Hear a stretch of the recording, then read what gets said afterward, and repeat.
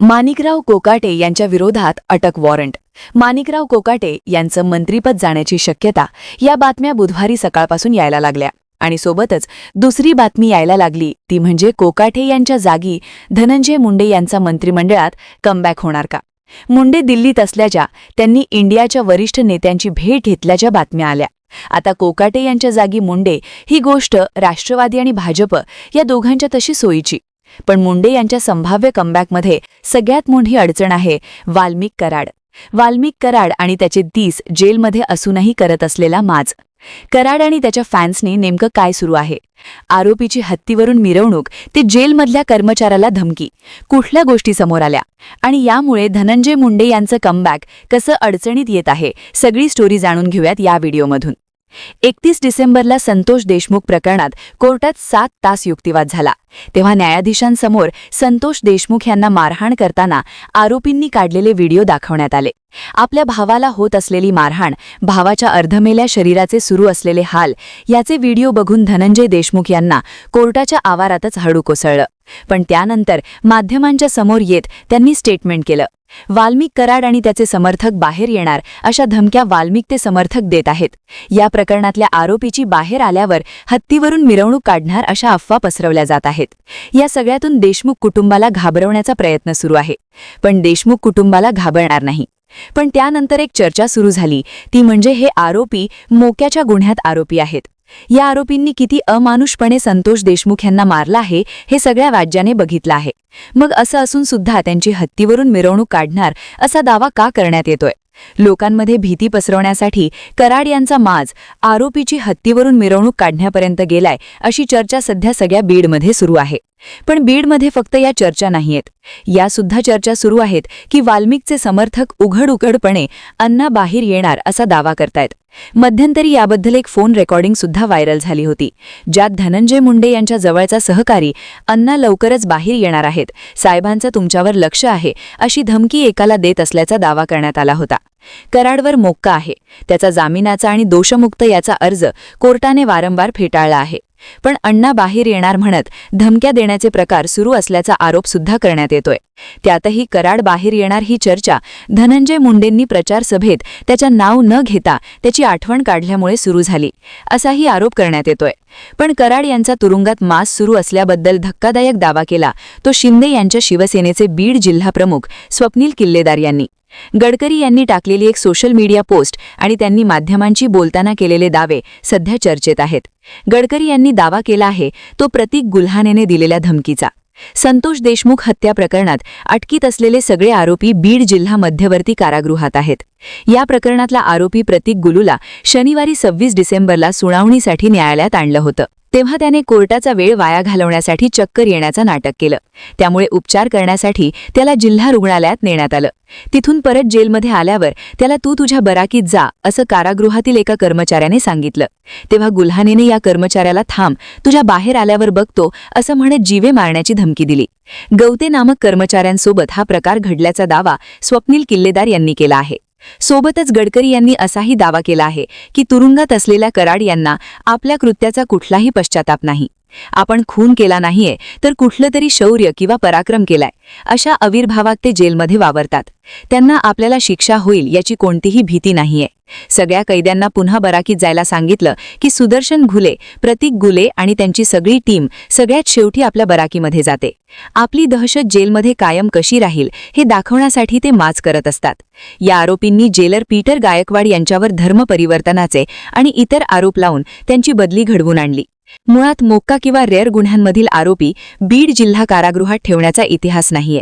वरिष्ठ अधिकाऱ्यांचे आरोपींना कारागृहात बदलीचे आदेश असतानाही त्यांना बीड जिल्हा कारागृहात ठेवल्याने त्यांचा माज वाढला आहे असाही आरोप स्वप्नील गलगली यांनी केलाय.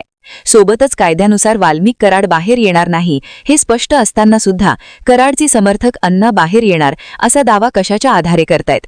कराडने जज मॅनेज केलेत का असाही प्रश्न स्वप्नील गलगली यांनी विचारला आहे. आता या कराड यांचा माज एवढा लिमिटेड आहे का? तर नाही. मार्च महिन्याच्या शेवटी बीड जिल्हा कारागृहात 2 गटांमध्ये राडा झाल्याची बातमी आली होती. अक्षय आठवले आणि महादेव गीते या दोघांनी वाल्मिक कराडला मारहाण केली. तेव्हा सुदर्शन घुले मध्ये पडल्यानंतर या दोघांनी घुल्याला सुद्धा मारहाण केली. पण त्यानंतर दोन्ही गट आपसात भिडले अशा बातम्या सुरुवातीला आल्या होत्या. त्यानंतर आठवले आणि गीते या दोघांना दुसऱ्या जेलमध्ये शिफ्ट करण्यात आलं. पण त्यावेळी महादेव गीतेने वाल्मिक कराडच्या सांगण्यावरून आम्हालाच मारहाण झाली आहे असा आरोप केला होता. त्याच्या पत्नीने आपल्या पतीला लाठ्याकाठ्यांनी जबर मारहाण झाल्याचा आरोप केला. हे सगळं प्रकरण समोर आलं तेव्हा आमदार सुरेश धस यांनी वाल्मिक कराड आणि त्याच्या जेंगला जेलमध्ये व्हीआयपी ट्रीटमेंट मिळते, घुले आणि कराड उघडपणे मोबाईल वापरतात असा आरोप केला होता. पण त्यानंतरही कराड आणि इतर आरोपींना दुसऱ्या कारागृहात शिफ्ट करण्यात आलं नाही. त्यांना दुसऱ्या कारागृहात कोणाच्या सांगण्यावरून शिफ्ट केलं जात नाही. कराडवरचा राजकीय वरदहस्त अजूनही कायम आहे का अशी शंका घेतली जात आहे. त्यामुळे साहजिकच धनंजय मुंडे यांच्या अडचणी वाढताना दिसत आहेत. ज्यात प्रतीक गुल्हेने जेलमधल्या कर्मचाऱ्याला जीवे मारण्याची धमकी दिल्याचा आरोप सध्या होतोय, त्याच प्रतीक गुल्हेने संतोष देशमुख मरणाच्या आधी पाणी मागत असताना त्यांच्या तोंडावर लघुशंका केली होती. या अगुणात्मक कृत्याचा फोटो सुद्धा समोर आला होता. तर वाल्मिक कराड यांनी सुदर्शन घुलेला संतोष देशमुख आडवा आला तर त्याला कायमचा आडवं करा असा आदेश दिल्याचं सांगण्यात आलं. पण या दोघांनी कोर्टात वारंवार दोषमुक्त आणि जामिनासाठी अर्ज केले आहेत. वाल्मिक कराडच्या वकिलांनी तर जेव्हा संतोष देशमुख यांची हत्या झाली तेव्हा कराड शेकडो किलोमीटर दूर होता, त्यामुळे त्याचा या प्रकरणाशी काहीही संबंध नाही असं म्हणत त्याला निर्दोष मुक्त करण्याची मागणी केली होती. वाल्मिक कराडला अटक झाल्यानंतर त्याच्यावर मोक्का लागल्यानंतर परळीमध्ये त्याच्या समर्थनार्थ आंदोलन झालं होतं. त्यावेळी त्याचे कार्यकर्ते राणी लक्ष्मीबाई टॉवरवर चढले होते. वाल्मिक अण्णा परळीकरांसाठी देव माणूस असे लिहिलेले बॅनर झळकू देण्यात आले होते. कराडच्या समर्थनात घोषणा देण्यात आल्या होत्या. सगळं शहर वेठीस धरण्याचा प्रयत्न तेव्हा झाला होता. त्यानंतर ऑक्टोबर महिन्यात दसरा मेळाव्याच्या पार्श्वभूमीवर सोशल मीडियावर काही बॅनर दिसायला लागले होते. वाल्मिक अण्णा कराड संघटना मित्रमंडळ मजबूत करण्यासाठी आणि वाल्मिक अण्णांचं नाव आणि चेहरा सातत्याने टिकून राहण्यासाठी आपलं आर्थिक सहाय्य फार महत्त्वाचे आहे. तेव्हाच अण्णा आपल्यामध्ये एक दिवस येतील. थोडीशी मदत अण्णासाठी, आपल्या स्वाभिमानासाठी असं या बॅनरवर लिहिलेलं होतं. सोबतच आर्थिक मदत स्वीकारण्यासाठी QR कोड सुद्धा देण्यात आला होता. त्यात पंकजा मुंडे यांच्या दसरा मेळाव्यामध्ये कराडच्या समर्थकांनी थेट गर्दीत कराडचे पोस्टर झळकावले होते, ज्यावर वी सपोर्ट वाल्मिक अण्णा लिहिण्यात आलं होतं. आता दसरा मेळाव्याला धनंजय मुंडे यांची उपस्थिती होती.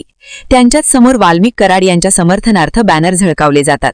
मुंडेंनी आठवण काढल्यानंतर कराड परत येणार याबद्दल चर्चा सुरू होतात. त्यामुळे साहजिकच मुंडे कराडमुळे पुन्हा वादाच्या भोवऱ्यात अडकता दिसू शकतात.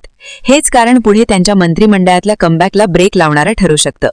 कराड आणि त्याचे फॅन्स आतमध्ये असले तरी त्यांच्या समर्थकांकडून मारहाण, धमकवणे असे प्रकार सर्रास घडतात. त्याबद्दलच्या घटनाही पुढे आल्या आहेत. मी कराडच्या विरोधातले व्हिडिओ का बघतो असं म्हणत 2 तरुणांनी एका व्यक्तीला मारहाण केल्याची घटना बीडमध्ये घडली होती.